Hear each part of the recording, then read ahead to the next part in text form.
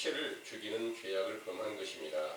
이 같은 일이 세상에 나타난 것은 요한일서 2장 18절에서 19절 사도들을 배도한 자들과 구약의 바벨론의 터전이었던 로마에서 태양신을 믿었던 무리가 연합하여 기원 200에서 300년경에 천주교가 세워졌고 그 세력이 강성하여져서 사도의 길을 쫓는 제자들이 핍박을 받고 죽임을 당하게 되므로 부활의 영광을 얻으신 예수 그리스도의 복음이 세상에서 단절되었으나 그 영혼은 그리스도 안에서 영생하고 계시지요.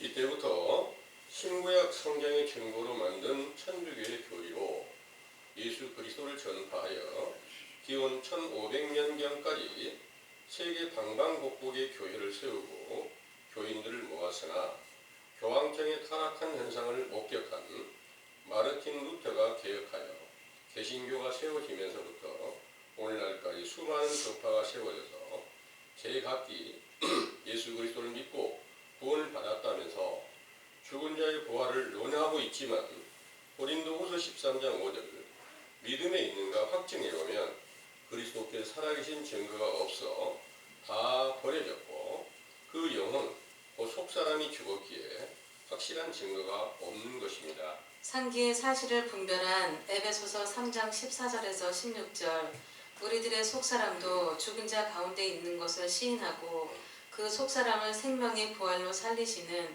예수 그리스도의 복음을 시작하는 선지자 세례 요한의 때에 속한 교훈을 우리 감남원에서 베풀어 주셨으므로 마태복음 11장 12절에서 14절 천국이신 예수님을 침노하듯 찾으면 찾게 하신다는 것을 굳게 믿으시기 원합니다. 아멘.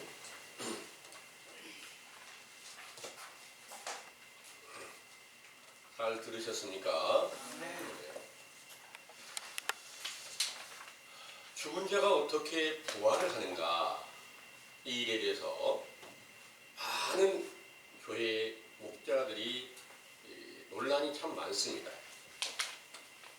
그래서 이 죽은 자가 어떻게 살아날 것인가 실제로 육체가 죽어서 무덤 속에 있다가 그 무덤 속에 있는 자들이 때가 되면 마지막 때 나팔 소리를 듣고 다 살아나게 된다. 이런 성경에 기록한 그 말씀을 그대로 외식 그대로 보고 외모로 보고 그렇게 될 것을 생각하고 전하는 사람들이 참 많고 사람이 죽었을 때 화장을 시켜버리면 완전히 재가 돼버리니까 다시 어떻게 부활하겠느냐. 그냥 뼈가 있어야 되지. 그래서 전에는 이제 화장이 처음 생겼을 때 기독교에서는 화장을 못하게 있었습니다. 전혀 그럴 수가 없다 이랬었는데 지금 현실은 어떻습니까? 우리나라 경우에 거의 모든 사람들이 다 화장을 하고 있습니다. 화장을 했는데 재가 됐는데 그분들이 마지막 나팔소리로 다시 일어난다? 말이 될까요? 전혀 합당치 않은 말인 것이 분명하겠죠. 이 내용은 이제 고린도전서 15장의 말씀을 한번 찾아보겠습니다. 고린도전서 15장입니다.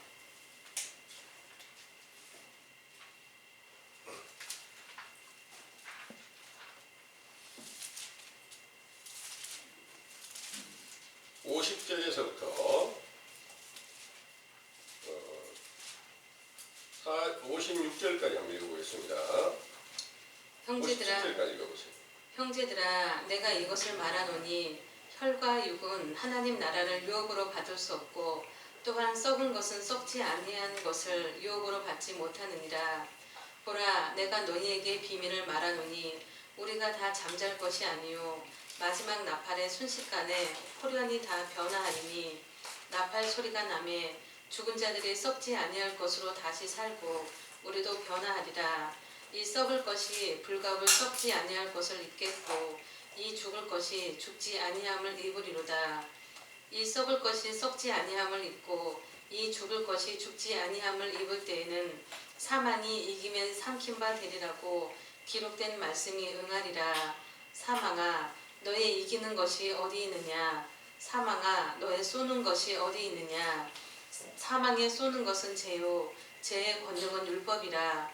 우리 주 예수 그리스도로 말미암아 우리에게 이김을 주시는 하나님께 감사하노니 그러므로 내 사랑하는 형제들아 견고하며 흔들리지 말며 항상 주의 일에 더욱 힘쓰는 자들이 되라.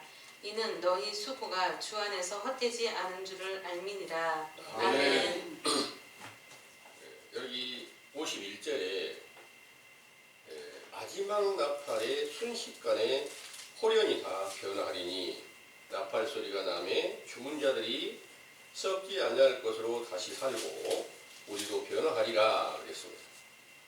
여기서 말하는 우리가 누군가 하면 오늘날 우리들을 말하는 게 아닙니다.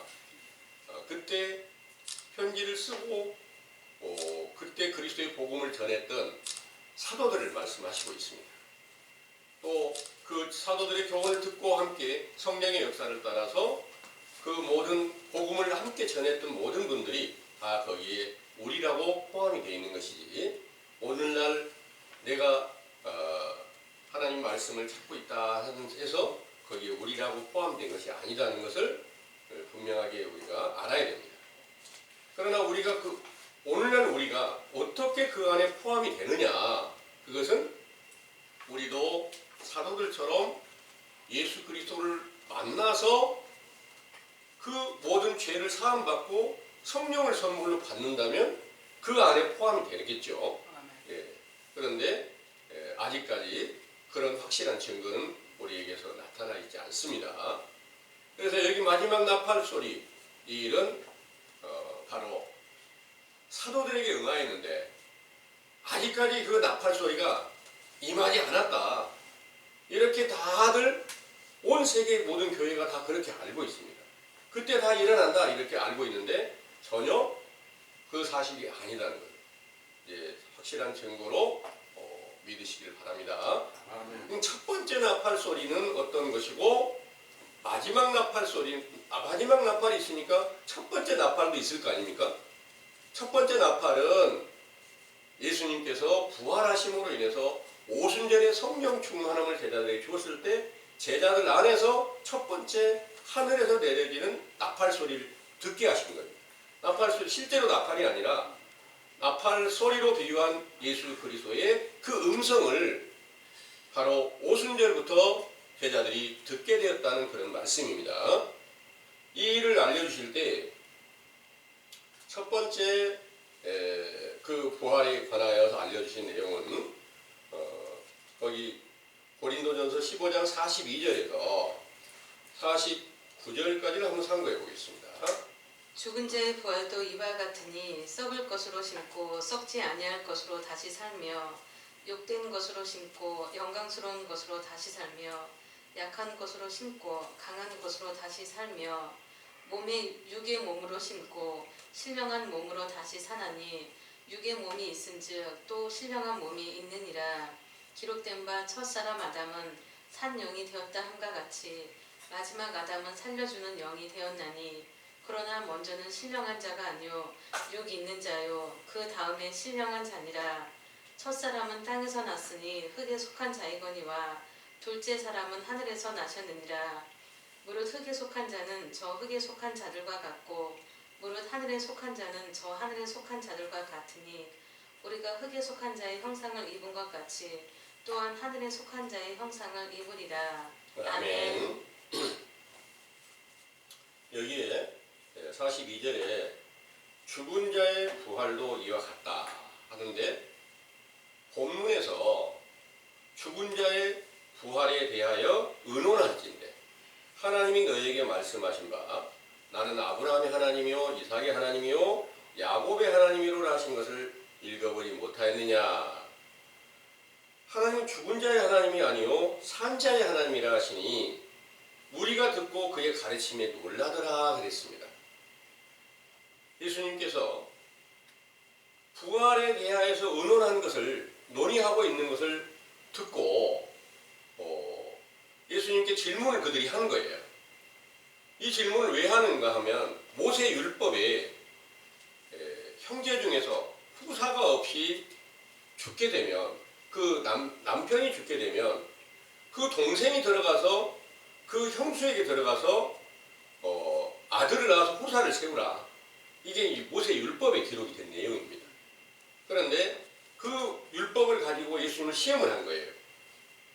원래 후사가 없으면 형에게 형이 후사를 세우지 못 아들을 못 낳고 죽으면 동생이 들어가서 후사를 이으라고 이렇게 말을 했는데 그 말씀은 무엇을 의미합니까? 만약 그 칠형제가 있는데 칠형제가 다 이렇게 형수에게 한 여자에게 들어가서 다 죽었을